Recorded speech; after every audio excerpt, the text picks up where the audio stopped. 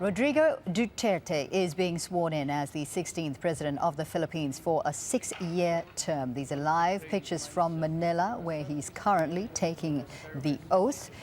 That is his youngest daughter, I believe, that is holding the Bible standing next to him. And there he is, the 16th president of the Philippines, already sworn in, Rodrigo Duterte. Now, he won last month's presidential elections in a landslide victory, promising a ruthless war on crime as the chief focus of his presidency. We have extensive coverage for you on this story. In a moment, we'll be speaking to Jamila Alindogan, who's standing by in Duterte's hometown of Davao City.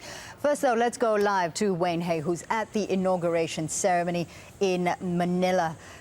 Wayne, just talk us through now some of what's actually happening in the ceremony. Yes, well, that swearing-in ceremony, the taking of the oath is underway. So we are seeing Rodrigo Duterte being sworn in as the 16th president of the Philippines. And over the course of the last hour or so, we've seen the handover ceremony taking place. As you may be able to hear, another gun salute happening now. We already saw one which signaled the end of the 6-year term of the outgoing president, former president now, Benigno Aquino III. There was a meeting between the two, and then Benigno Aquino left the presidential palace for the final time. So now it is Rodrigo Duterte who has been sworn in as the 16th president of the Philippines. One of his first jobs now, after the ceremony is over, will be to meet with foreign diplomats.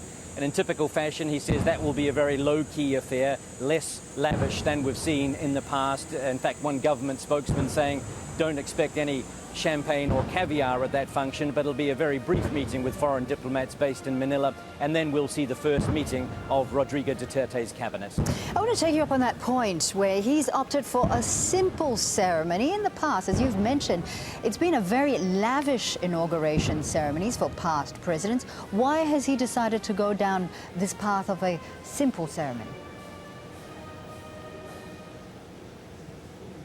Well, I think it certainly sets the tone, doesn't it, for how he may run this country as president. We saw someone who was extremely straight-talking, not only during his election campaign, but also during his time as mayor of Davao City in the south of the country. In fact, many of his speeches during the election campaign were laden with expletives. So that is something that those people close to him, in fact, he himself has said he will tone down in his time as president of this country, that he'll become more presidential. He said you'll see a metamorphosis between Rodrigo Duterte, the candidate or the mayor of Davao City, as opposed to the president of the Philippines. But he's also campaigned, as you say, on reducing government spending, on reducing things like lavish government ceremonies. And this was his decision. He didn't want to have the traditional ceremony at Carino Grandstand, which is located in a very busy part of the capital city. He said he didn't want to disrupt the traffic there, but he also wanted to have something less expensive. So he opted to have a smaller function here at the presidential palace. About 600 invited guests. Media also prevented from going inside, although the ceremony is being broadcast around the country. So now we will see what Rodrigo Duterte, the president, looks like in the days and weeks ahead. All right, Wayne, thank you for that. That's Wayne Hay there speaking to us from Manila. This is, if you've just joined us, this is Rodrigo Duterte, the 16th president of the Philippines, who's just taken his oath. He's just been sworn in. He's just taken office now. He is 71 years old, and at that age, the oldest person to ever assume the presidency, the first candidate from the southern island of Mindanao also to win this particular post. Wayne Hay was just saying that he's opted for a very simple ceremony, a break from previous presidential ceremonies, which have been very elaborate affairs, of perhaps a reflection of Duterte's own public image. He's known as a simple and serious man who's eager to get down to business. He'd been the mayor of the city of Davao, and he was known for cracking down on drugs gangs in that particular city. He's promised to expand that crackdown on a national level, and he's even said that he may even introduce the death penalty as punishment for drugs and rape-related crimes. Let's listen in on his inauguration speech. Of illegal drugs in all strata of Philippine society.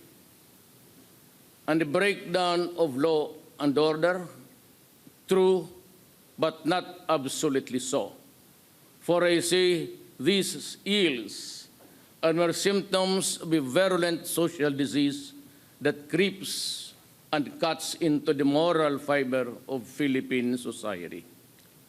I sense a problem deeper and more serious than any of those mentioned or all of them put together. But of course, it is not to say that we will ignore them, because they have to be stopped by all means that the law allows.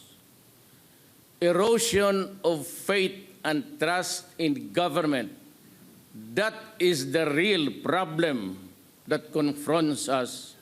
Resulting therefrom, I see the erosion of the people's trust in our country's leaders, the erosion of faith in our judicial system, the erosion of confidence in the capacity of our public servants to make the people's lives better, safer, and healthier.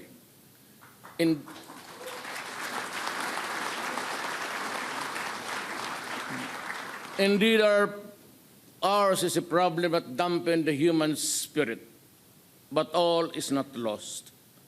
I know that there are those who do not approve of my methods of fighting criminality, the sale and use of illegal drugs and corruption. They say that my methods are unorthodox and verge on the illegal. In response, let me say this. I have seen how corruption bled the government of funds which were allocated for the use in uplifting the poor from the mire that they are in. I have seen how illegal drugs destroy individuals and ruin family relationships.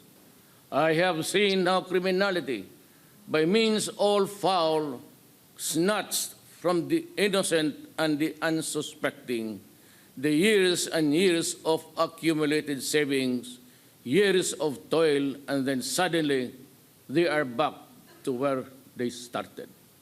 Look at this from that perspective and tell me that I am wrong.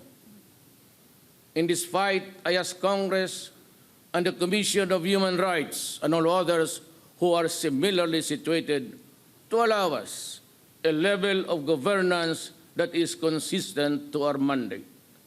The fight will be relentless and it will be sustained. As a lawyer and a former prosecutor,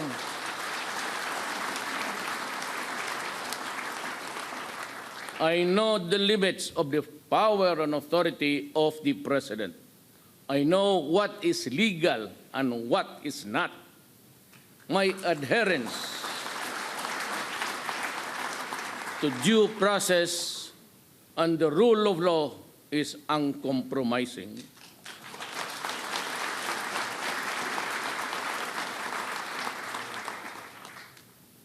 You mind your work, and I will mind mine.